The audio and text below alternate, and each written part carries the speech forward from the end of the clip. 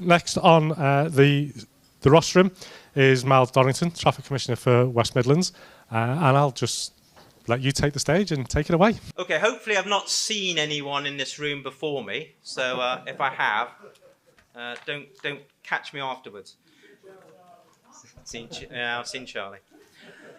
So who am I? Well, as you probably know, because it says up there, I'm the Traffic Commissioner for the West Midlands, and I've been doing this role full-time for about 16 months now. And before that, I was a Deputy Traffic Commissioner since 2008, so 15 years. It means I've seen a lot of cases and I've seen a lot of operators, and I've got a good understanding, I think, of the main problems that people face. But I've got an even greater understanding because when I was a solicitor in practice, I did the same work as Caroline Evans here, just road transport regulatory. I did that for a long time, and that gave me a perspective of the difficulties that you face when you're called to a public inquiry and having to deal with it.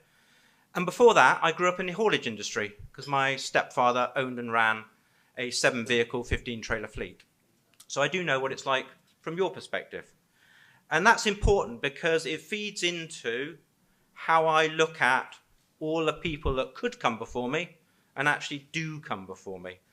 And so I thought today it'd be useful for A, not death by PowerPoint, because I don't do that, apart from that one, and B, to do a do's and don'ts. And these are the do's and don'ts of probably the most typical things that I get across my desk or in my PI room. And if you can take one thing from today that's useful to you, I think I've achieved something.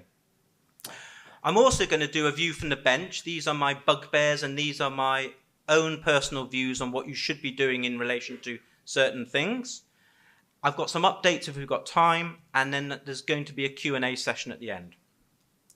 So my first do's and don'ts are: do not assume anything at all.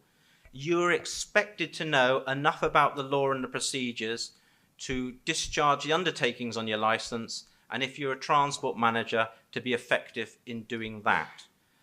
And that may be stating the blindingly obvious, but the number of people I see at inquiry who say, I didn't know, I didn't realise, and I didn't understand for the really obvious things is quite uncanny.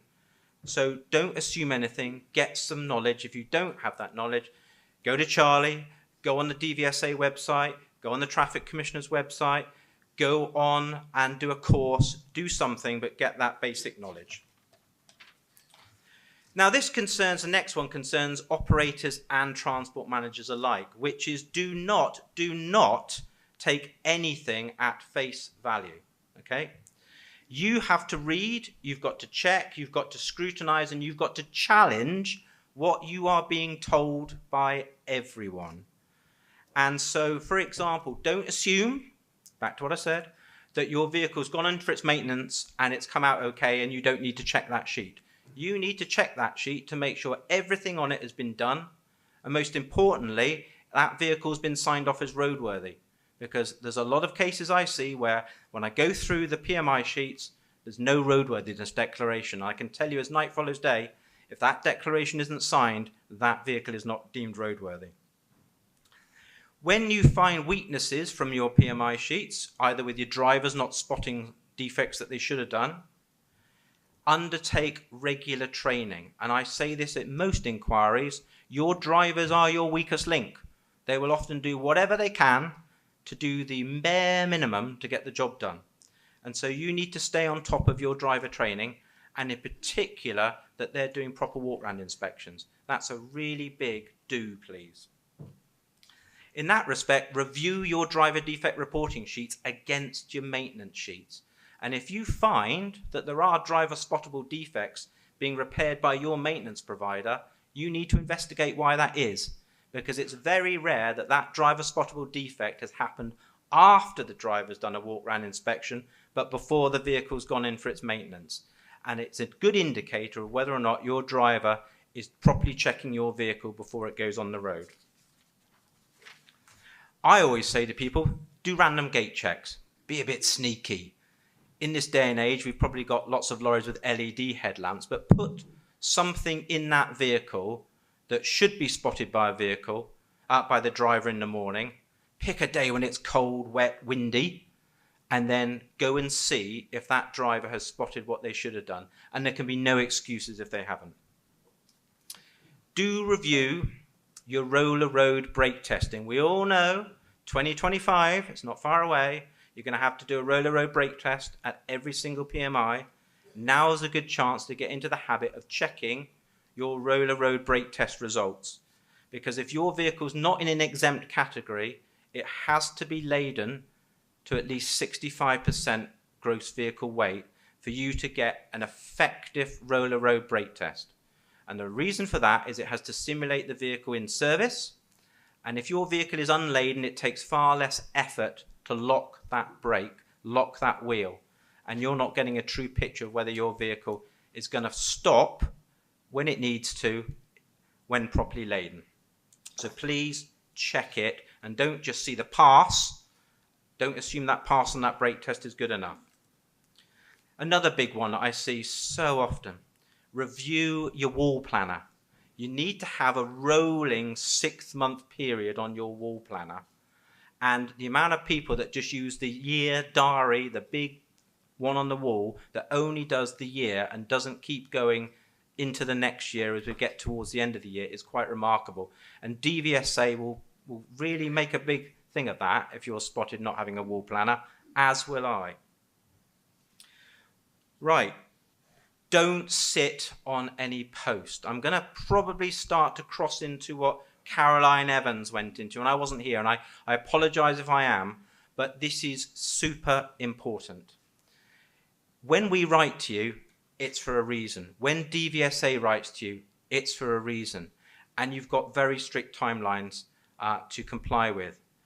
And if you don't meet those timelines to respond, you're either going to get me asking DVSA to come and pay you an unannounced visit, or you're going to get a call to public inquiry, and then I'll be making a determination of whether you failed to cooperate with DVSA or my office, which you don't want. Do proper checks with your driver's driving licenses. Now, this again may sound like the blindingly obvious, but I was talking to somebody just now about one of the big problems I see, which is that people are checking with DVLA that people haven't got endorsements, but they're not checking enough to see when their driver qualification card is going to be up for renewal, and to see if that driver's got enough continuous professional development training before that date, and they then get to a cliff edge, and your driver's suddenly got to find 35 hours from somewhere training, and it can't be done. And in those cases, there's often a temptation amongst the more unscrupulous individuals to just let that driver carry on whilst we sort some training out. And 9 times out of 10, that's when someone gets caught. And it's extremely serious if that driver is driving without a driver qualification card. Now, I know that Caroline Evans touched on this, and I'm going to very basically go over a desk-based assessment. This is, as I'm sure she said, and I wasn't here, your opportunity to tell DVSA not only why something may have gone wrong, but what you have done to rectify it. And I'm sure she will have said, and I'm going to skit over this as a result, you've got to answer those questions as thoroughly as possible. Because if you don't, DVSA will only know about you what's written on your responses, and that could be fatal with regards to you either coming before me for a public inquiry or avoiding it. So please make sure you put as much information in as possible. Ditto if you get a maintenance investigation visit report. It's when they turn up, normally announced, but sometimes unannounced. Normally if you've got an S-mark prohibition, it's automatic, they'll come and see you. And when you have, if you do, a maintenance investigation visit report, you've got to make sure that both the director or a director and the transport manager, if you're a national license holder, are present. Because as far as the DVSA are concerned, the data on the sheets and everything that you show them is one thing, but they're there to assess your ability to manage the license and to remain compliant. And if both the director and the transport manager aren't there, they're only going to get half the picture, and you're already on the back foot. The next important part of that is you'll be asked to provide a response to that maintenance investigation if it's unsatisfactory within 14 days. It's back to the desk-based assessment advice. Write a full response. The best one I saw ran to 13 pages. That was somebody who'd really thought it through. The worst I'd seen is probably like Caroline Evans has explained, like a one-liner. Well, that tells you nothing, does it? Guess who came to a public inquiry and guess who didn't? And that's the next important thing, because when you are faced with a DVSA investigation, if it happens, there's a big lag time between that investigation and any potential hearing before me. And so don't feel you're limited to just responding to the investigation and hoping for the best. Write to my office. Use that time constructively. Get an audit done. Get several. First one will probably show terrible things. Right, fine, that's a work in progress. Solve those things. Get the audit followed up with another audit. Get a good audit. Send it to me. If you've got a problem with drivers not doing proper walk-around inspections, train them. Show the training's been done and they've signed to do it. And then do a couple random gate checks. Get it all documented. Send me that. Send me your response with tangible evidence to that maintenance investigation over and beyond what you've written. Because that, I can guarantee you, will often be the tipping point between me deciding to call an operator in or me deciding to deal with it by some other means, often by a warning and some form of undertakings. If the worst ever happened and you come to public inquiry, you're not coming for a cup of coffee and a chat. You're coming to see me and it's not going to be a nice day. The statistics I have in my office are that I revoke about 40% of all operators who come to their first public inquiry. I did at one point touch on 50%. So you've got a coin flip.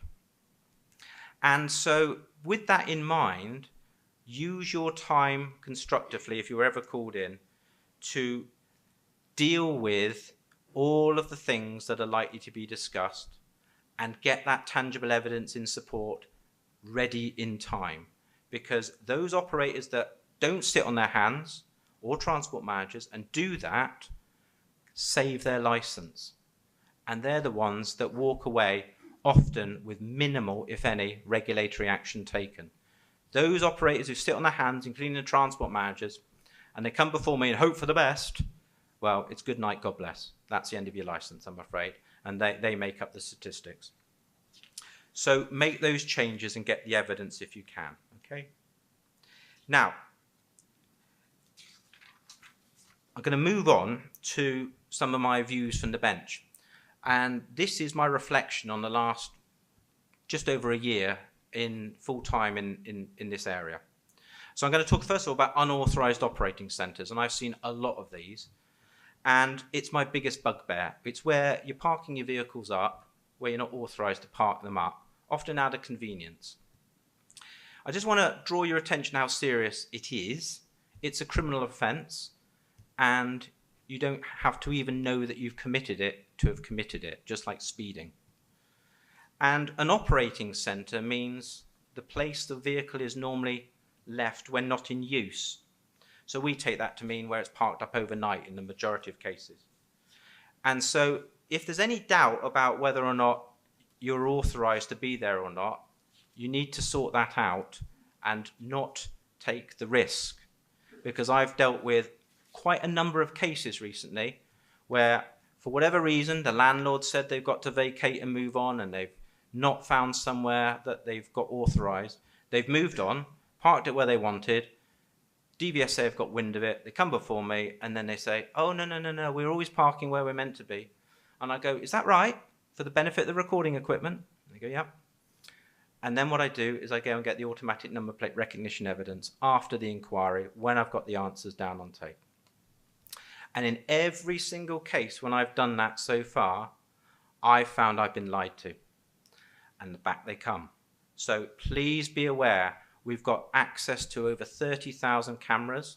We have a memorandum of understanding with every police force, every constabulary in England and Wales and Scotland. And we will find out if people are doing what they shouldn't do.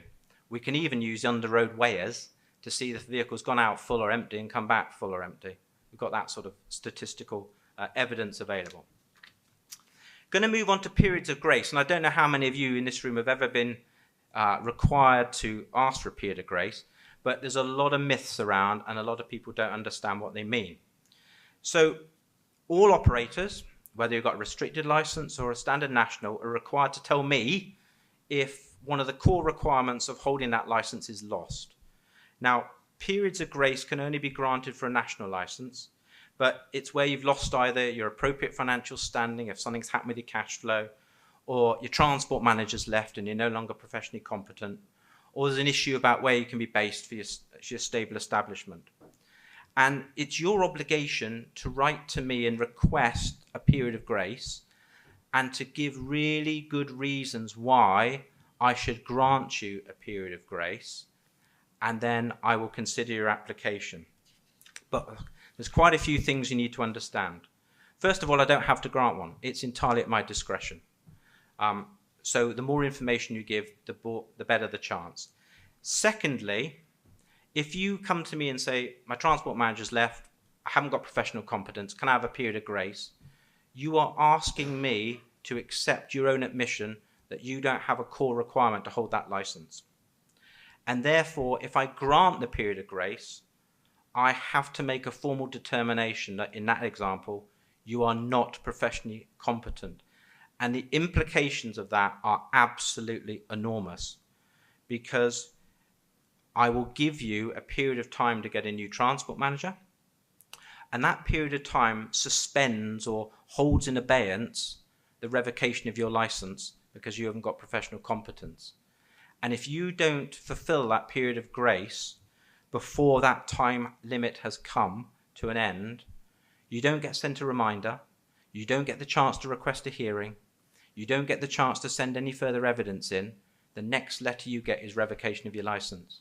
And everyone will go, well, that's terribly unfair. It's all been tested in the upper tribunal and they've agreed that's how it's done. So it's really important that you understand that having a period of grace has consequences if you don't act upon the time you're given.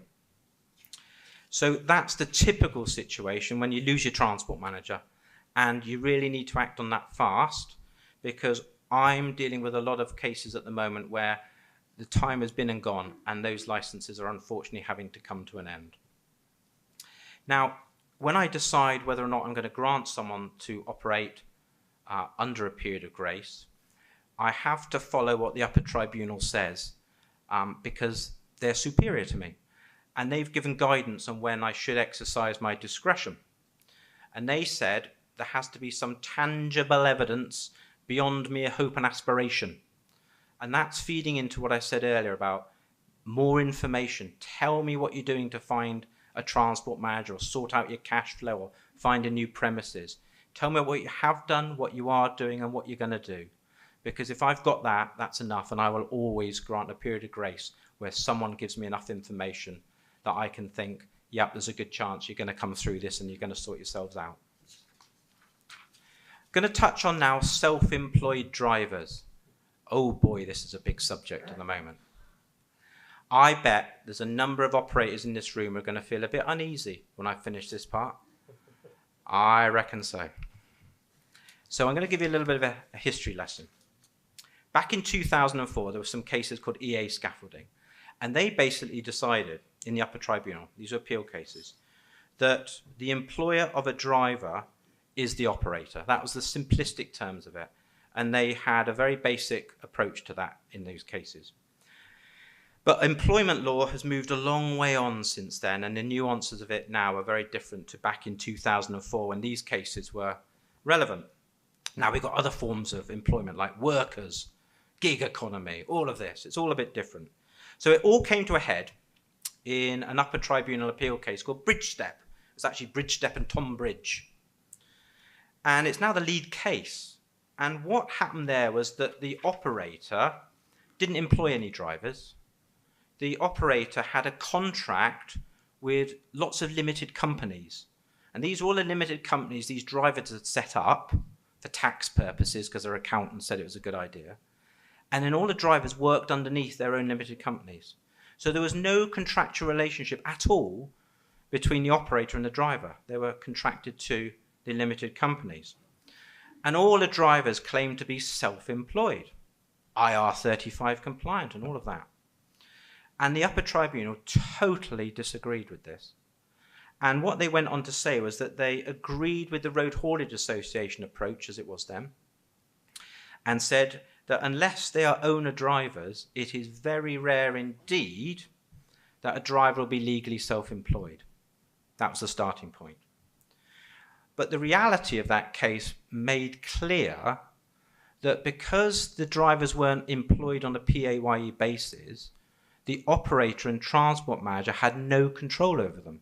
They couldn't tell the driver what to do. They could tell the limited company what to do, but not the driver. So they couldn't tell the driver what route to do. They couldn't tell the driver to comply with driver's hours. They couldn't tell the driver to do a walk-round inspection. They couldn't do any of these things. And that loss of control meant that the upper tribunal determined that the operator wasn't complying with the undertakings on its license, and neither was the transport manager, because they didn't have the control. He wasn't, or she wasn't being effective. How could you be?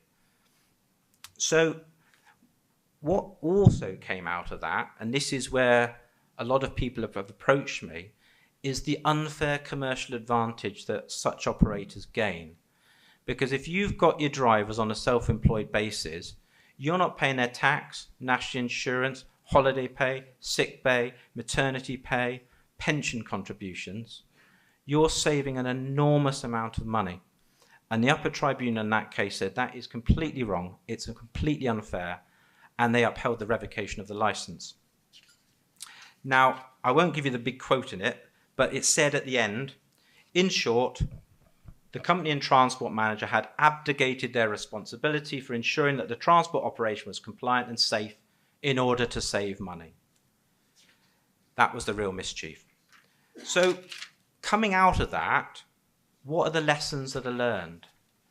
And in reality, it's about control of your drivers and fair competition. So employing drivers directly on a PAYE basis ensures control and fair competition. And the further you stray away from that, the greater risk you face for getting into trouble as an operator or a transport manager. The greater risk you get of somebody dopping you in it. I get lots of people dopping other operators in it, and they get investigated. Now, you say, well, what about agency drivers? That's absolutely fine. We don't have a problem with using people as agency drivers on short-term, occasional basis. That's what they're there for, peaks and troughs in your busy year. Big sicknesses, loss of drivers. Agency drivers are fine for short-term things, but they should never make a permanent part of your driver workforce. And as soon as they start to do that, bridge step starts to become quite relevant. But my accountant said, I can have self-employed drivers and save a fortune on IR35 compliant. So what? This is operator licensing, and bridge step's been clear. So have a think, if any of you are using lots of self-employed drivers, that there are significant risks attached, and get some advice if you think you need it. Going to move on now to the specific undertakings, the formal promises I often get. And this is really important. I talk to you about this, probably one of the last things I actually talk about. Most people in operation at some point or other will have to give a formal promise to the traffic commissioner to do something by a certain date. And normally it's by, for example, have an audit done by 1st of January 2024. And if you give that promise, you're giving it to me, and it's a formal promise to me, and you are expected to complete it. It is absolutely binding. I sit as a judge in a different jurisdiction. I don't do so much of it now. But if I get an undertaking from somebody there, or even from a barrister or a solicitor, and they breach it, I could send them to prison. Now, we don't have that power here, but it goes to the issue of trust, because any breach will be regarded as extremely serious misconduct. So think really carefully before you give that formal promise, and if there's any chance you won't be able to fulfill it, don't give it, because as soon as you've given that promise, you're bound by it. So if you do find yourself in difficulties complying with one of those formal promises, back to what I said before. Don't sit on your hands. Do something proactive. You need to write to me before the deadline in that promise, explain what's gone wrong, and ask for some form of relief, either by changing the date or changing what's required, and explain why.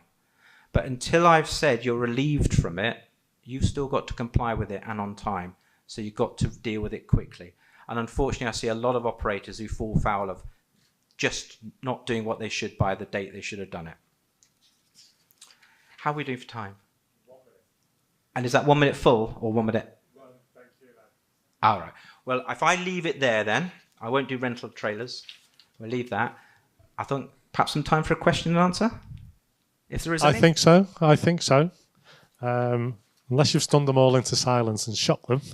Okay. I'd probably bored them. So, do you want the rental trailers? Okay. You want the rental trailers? Want the rental trailer. The other speakers will lose some time just to cover the rental trailers. Rental vehicles and trailers. You get a double one here. Right. Okay, so it's all in the statutory documents, but I haven't cribbed it from that. This is my take on it.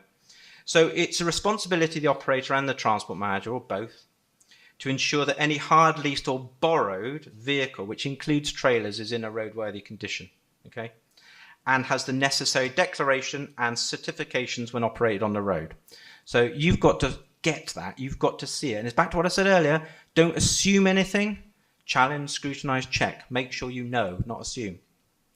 So if the operator's got any doubt that a rental company has carried out the required level of inspection of the vehicle or trailer, then a first use inspection needs to be carried out before any operation of it. And DVSA refers to members of the British Vehicle Rental and Leasing Association and accepts inspections carried out by UKS accredited inspectors under that programme. I'm going to touch on, if I got 1 minute, one of the things that sometimes happens is that an operator will just pull third-party trailers, and they'll go along, particularly for work, where they'll pick up a trailer and take it to wherever, and it's not one of their trailers, it's always third-party. You are responsible for that trailer. It's the operator whose disc is in the window of the tractor unit that pulls that trailer that's responsible for it. And if your driver doesn't do a proper walk-around inspection of that trailer, or you think there's anything that may be wrong with that trailer, you shouldn't be pulling it. You are at real risk. And I had an operator recently, why this is relevant, they got 3 S-Mark prohibitions for their trailers. All third-party trailers, they were pulling them, they got the prohibition, it was their responsibility. And they came before me as a result, and they just kept their license. I think I suspended them for about 21 days. So any trailer, treat it as your own, you are responsible for it. Okay? Thank you. So, any questions? So we've got 2 similar. We'll come to this one first. Then we'll go to the silly question at the back. Okay. Thanks, Mr. Dorrington. I've got a question in regards to borrowed trailers. Borrowed trailers, yes. Specifically third party. Yes. In the past, I've worked for a large haulier, 100 vehicles, that ran an entire fleet on Amazon. Yes. I know from experience that Amazon are extremely reluctant to provide any evidence of maintenance, be it MOT certificates, previous defects, maintenance reports, and safety inspections. Yes. They referred us to a sticker on the bulkhead of the trailer as that confirmation. So much, doesn't it? What I proposed was a system where we would do a full walk-around check for every trailer, a standard practice. And because we pulled so many different trailers, upwards of 100 a day, I tried to set up an audit process where we would pick a selection of trailer numbers for that day out of the 100, just to ensure that everything on a percentage proportionate basis was in order.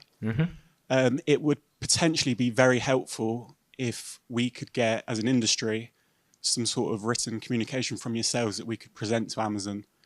Well, you're not going to get that. Okay. Because we don't enter the arena. Amazon, I know, because half the world and his dog is doing Amazon work at the moment, are very strict on their T's and C's, particularly operators having no call to public inquiry as well. So it's a double whammy. And I go back to what I said, you treat the trailer as if it's your trailer and you do what could reasonably be expected of you to do at the time to ensure it's in a fit and serviceable, roadworthy condition. Now, it sounds to me that you're doing the best you can with the cards you're being dealt. In the past. In the past. Yeah.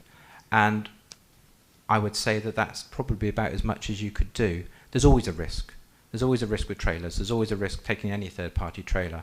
But at least then you had, and I'm saying in the past tense because it was then, a paper trail that showed you were doing something and that you were doing it proactively, but always ensuring a first use walk-round inspection was done. And as long as that driver did a thorough first use inspection, you've probably done about as much as you could in that circumstance. I think DVSA would be quite sympathetic if something went wrong and you showed them that you weren't able to do any more than that. Thank you. Do you want your question? Hey. Now then, I had the pleasure of your company a couple of weeks ago on a Wednesday night, organised by a rival organisation. Other organisations are available. You, a member in the room who's suffering competition in moving vehicles, moving cars and so on. I remember the conversation. Yeah. There were quite a few people who came and see me about that. Yeah, and so they shouldn't. Good for them. The reason I'm here, I want to drill down, is I was one of the unfortunates, didn't get to talk to you afterwards. Okay. But I want something to tie back to members, because it's been an issue that we've raised a number of times of vehicles outside their ability, Yes. or the ability of the towing vehicle or the trailer Yes. or the driver or so on. You said in that meeting that if we had any information, we were to give it to you. Yes, email it to me. Now, with the greatest respect, can I ask, where's that going to go? What's that going to do? First of all, I'm going to tell you what I did after the RHA meeting. Okay. Made it clear there that any combination of a trailer and car where it was over 3.5 tonne, they need an operator licence. And so it was dealing with those people who are unlicensed, pulling cars on trailers. Is that what we're talking about? Absolutely. Yeah, okay. I had, on last Friday, an hour-long Teams meeting with my senior team leader, who runs the Birmingham office, and the senior vehicle examiner for this patch. And I raised the subject with him and said I wasn't happy with the feedback I got at the RHA meeting and the perception that DVSA aren't doing enough to deal with this. And I said to him, I have made a personal request for evidence, and if it transpires that DVSA are not doing enough, I will raise it above regional level, and I go to the chief exec, Loveday Ryder. So what I have done is I've raised it formally with DVSA in that meeting. I have also made that request for evidence, if you've got it, and email it to me. And what I will then do with that evidence is I will pass it to the right person to investigate, but because it comes from me, they're likely to do what they're told. So if I have to pass that to DVSA and say I want this person investigated for unlicensed operation, okay, they will investigate. And what I also reminded the senior vehicle examiner of at that meeting is that the Driver and Vehicle Standard Agency's impounding memorandum of procedure changed in 2021. And what that change said is it doesn't matter if an operator or an unlicensed operator suddenly puts in an application for a license. If they don't have a license, you impound it. So what they used to do when they were caught by DVSA, the people you're talking about, is they'd bang in an application for a license, and DVSA's policy then was not to impound. Now that's changed. If they're operating without a license, DVSA's policy says they're to be impounded, and it's that which I want to see DVSA do. Okay, can I just respond to that quickly? Mm-hmm. I would disagree from the point of view. I appreciate what you're saying is right, but I know that when some operators are pulled by DVSA, it tends to be an operation for something else, you know, roadworthiness, and the trailers they're pulling rarely come into question, you know, that's not the operator. DVSA have told me a number of meetings they haven't got the resources to investigate it, and the problem is that these people are outside of your remit. They're people who are unknown to you, who have no licence, so... They're not outside my remit. Well, they are as such, aren't they, from the point of view... I can make a request that they are impounded, and then it comes into my remit because they want to get the vehicle back, they have to come before me. But the old potato is when they get pulled in the DVSA roadside check, they just say it's for private use. Yeah. then they can start looking at the ANPR footage, and I can ask for that. And the private use, when they've got 5,000 journeys in a year, starts to be a bit incredulous. You're going to need more people in the Russian army to run that. I agree, it's resources, but I've done as much as I think I could do, and I will do as much as I can if people pass the evidence to me. But you're absolutely right, is DVSA are so thin on the ground, and they do prioritise, but they prioritise a request from me if I make it. How do we get your email? Or is it at what All right. Got my name on the board? Okay, yeah. Right, so it's miles.dorrington at otc.gov.uk. So my name, miles.dorrington at otc.gov.uk. And that's my direct work email address. What's your home one?